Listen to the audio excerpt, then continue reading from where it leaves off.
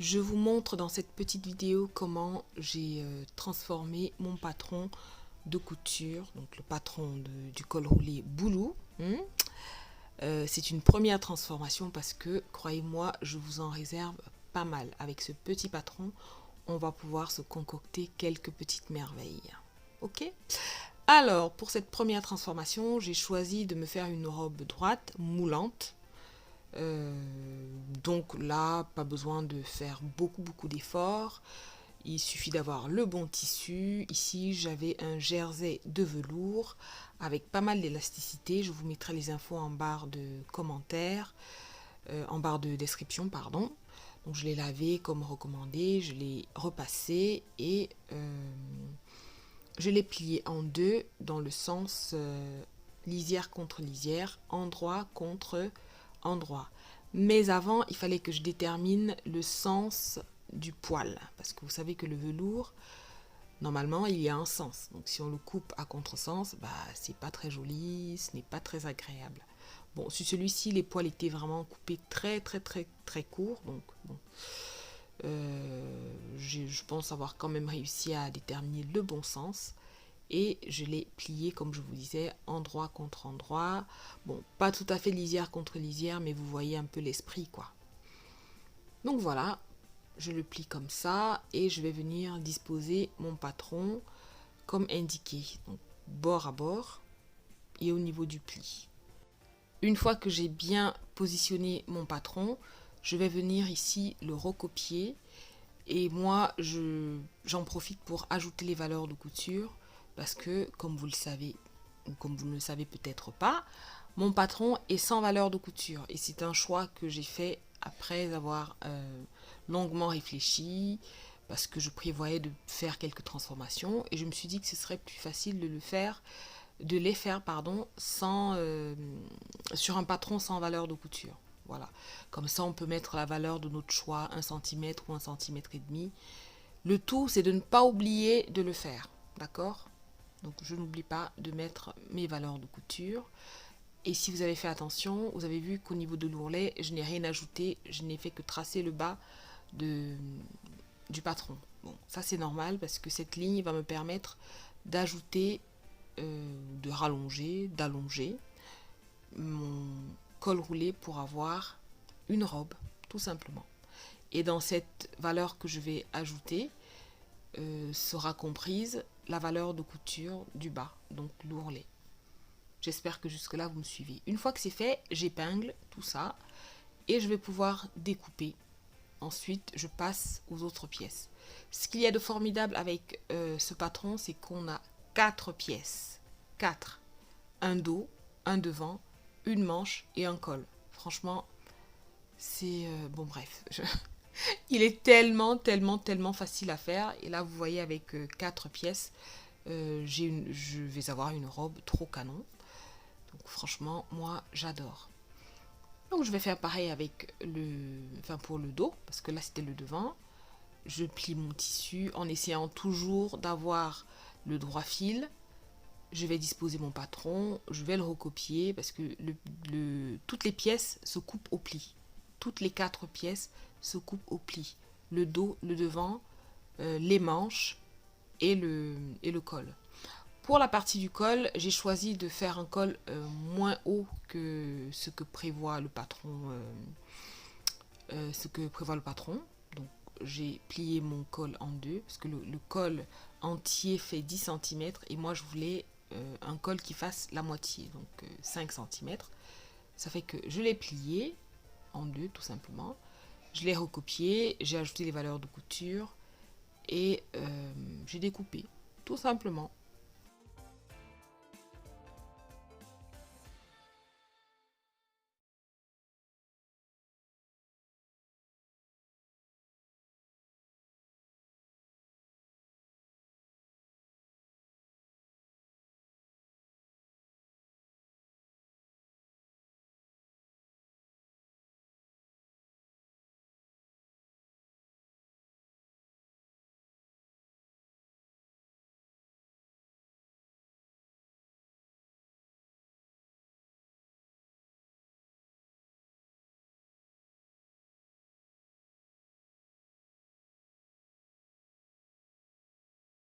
J'ai fini de découper mes pièces de tissu. Je vais vous les montrer. Donc on a le col qui est coupé en un morceau dans le pli. Ensuite on a deux manches qui sont coupées également dans le pli. On a un dos et un devant. Alors initialement j'avais prévu de mettre des ficelles sur le côté, mais après j'ai changé d'avis. Je me suis dit bon, je vais faire pour une première transformation, je vais faire quelque chose de très simple. Donc j'ai abandonné l'idée des ficelles et j'ai fait au plus simple. Voilà.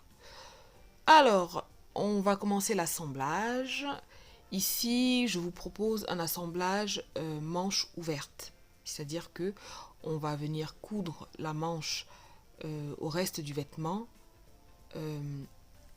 et après on va fermer la manche. Voilà, vous allez comprendre, parce qu'on peut faire un assemblage manche fermée également. Mais cette méthode est plus facile, d'après les retours que j'ai eus, elle est plus facile pour les débutants. Première étape, je viens donc ici assembler les épaules. Endroit contre endroit, mon dos et mon devant, j'épingle et je vais coudre à la surjeteuse. Si vous n'avez pas de surjeteuse, la machine, j'ai failli dire la machine à laver. La machine à coudre fera très bien l'affaire, point zigzag. On adapte ses aiguilles et le réglage de ses points de couture et c'est bon. Deuxième couture que je vais faire, c'est le col que je vais assembler sur le côté, tout simplement. Là, je marque les milieux de mes têtes de main.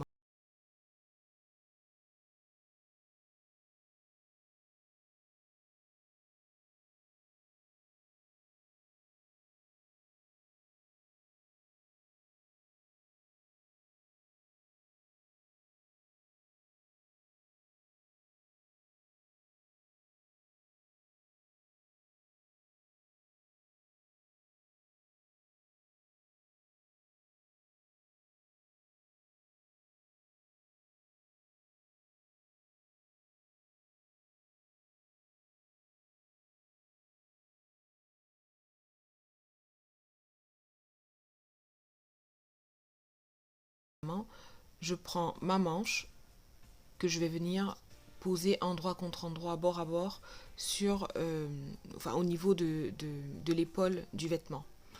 Et ça, je le fais en superposant les repères. Donc le repère que j'ai fait au niveau de ma tête de manche tout à l'heure et la couture d'épaule que je viens de réaliser à la surjeteuse, tout simplement. On épingle. Là, la chance, c'est que comme c'est un tissu avec de l'élasticité, on n'a pas besoin de... Comment dire, on n'a pas besoin de faire de points, de fronces, enfin de choses comme ça. Il n'y a quasiment pas d'embut. Donc vraiment, en tirant un petit peu, le tissu arrive à bien se répartir, surtout si on se met bien bord à bord. On épingle autant que possible, autant que nécessaire. Et on n'hésite pas à faire un point de bâti à la main si vraiment c'est compliqué. Mais bon, en général, ça va. Donc j'épingle tout ça et je vais venir coudre à la surjeteuse. Pour être sûr de bien respecter mes valeurs de couture, je vais venir tracer ici ma ligne de couture à la règle, comme je le fais habituellement au niveau des coutures qui sont un peu complexes. L'assemblage des épaules est terminé. Je vais maintenant passer à la suite. Donc là, je vais fermer la robe d'un trait en commençant par les poignets jusqu'au bas de la robe. Ça, c'est une seule couture.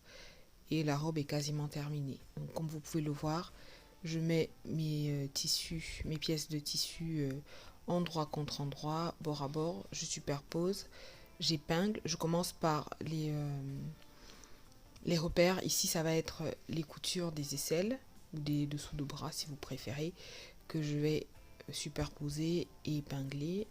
Ensuite, je fais tout le reste de la manche, comme vous pouvez le voir, et je vais descendre jusqu'au niveau de la robe, tout en bas, jusqu'au niveau de l'ourlet. Et là, la robe est quasiment terminée. Je dis bien quasiment terminée. Cette couture ouverte dont je vous parlais m'a fortement été recommandée par les testeuses de mon patron. J'avoue que moi, ce n'est pas une méthode que j'affectionnais particulièrement, mais j'avoue elle peut être plus simple pour les débutants et même pour les plus expérimentés, hein. Voilà, il y a plusieurs façons de faire et c'est une façon qui existe et qui fonctionne aussi très bien. Voilà, une fois que c'est fait, je vais venir tracer une fois de plus ma ligne de couture. Ça, c'est une astuce que je vous donne si vous avez du mal à coudre droit ou dans les arrondis, les angles et tout ça. N'hésitez pas à tracer. Visuellement, ça va vous aider à coudre en respectant votre marge de couture. Voilà, donc une fois que c'est fait, je vais venir faire pareil de l'autre côté. J'épingle, je trace ma ligne de couture et je vais coudre tout ça à la surjeteuse d'une seule traite. Allez, c'est parti.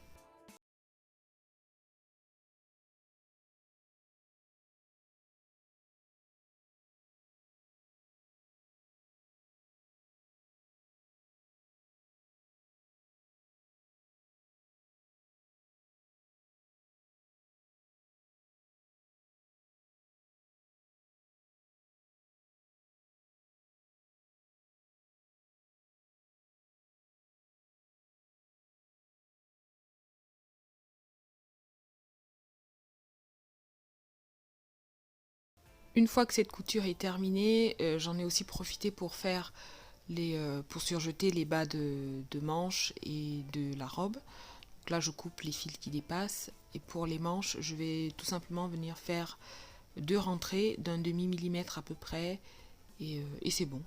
Sachant que moi, j'avais mis comme marge de couture 1,5 cm. D'accord? Je fais mes deux rentrées, j'épingle et c'est bon.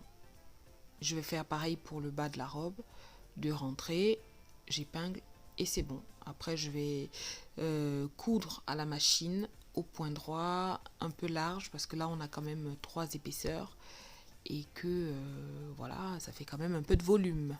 Donc, il faut adapter le réglage de, de sa machine à coudre aux épaisseurs de tissu.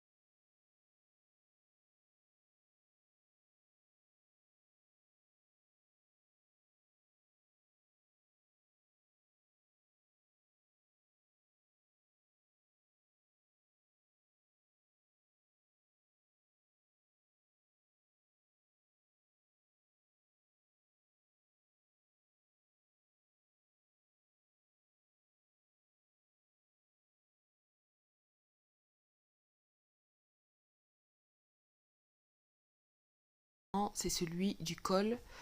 Donc je vais marquer les milieux dos et devant. Bon, honnêtement, vous pouvez ne marquer que le milieu dos pour positionner la couture du col. Voilà, vous pouvez faire comme ça. Moi, j'ai marqué les deux, mais franchement, il n'y a aucune obligation. Je précise que j'ai pris la peine pour plus de sécurité de faire un point de bâti à la main au niveau de mon col pour que je n'ai pas des épaisseurs qui se baladent, que le tissu ne glisse pas et tout ça. Donc vous pouvez le faire, c'est quelque chose qui aide aussi énormément. Une fois que c'est fait, donc je vais venir assembler le col à l'encolure. Oui. Et je vais épingler. Je peux également, au niveau de cette étape, bâtir si je veux pouvoir coudre librement. Et d'ailleurs, je crois que c'est ce que j'ai fait. Moi, pour ces coutures-là, je ne me prends pas la tête. Je prends 5 minutes. Je fais mon petit point de bâti à la main. Ça me permet de travailler librement. Ok, donc je vous conseille de le faire si jamais vous êtes débutant ou débutante et que gérer les épingles c'est un peu compliqué. Après, si vous êtes une experte et que vous n'avez même pas besoin d'épingles, tant mieux. Ok, tant mieux. On fait comme on peut. on fait comme on veut.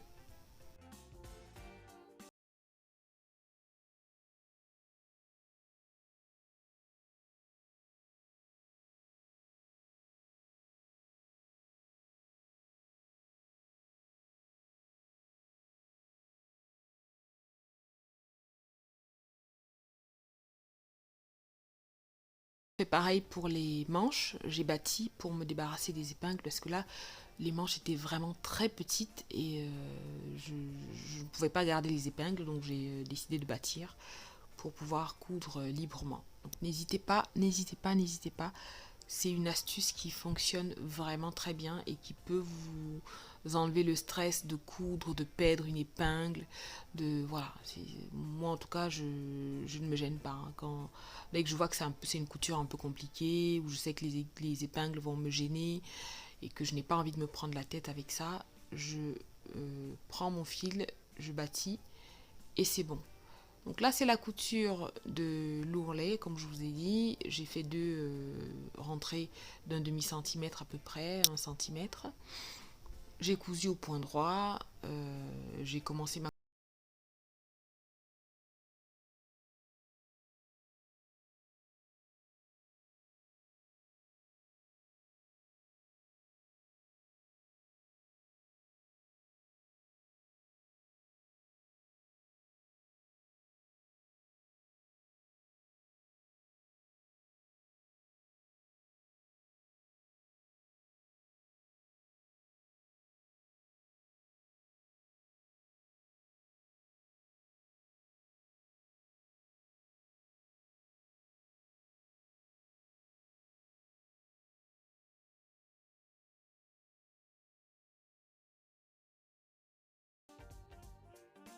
Dernière étape, c'était la couture de mon col au niveau de la surjeteuse. Donc là, rien de compliqué, hein.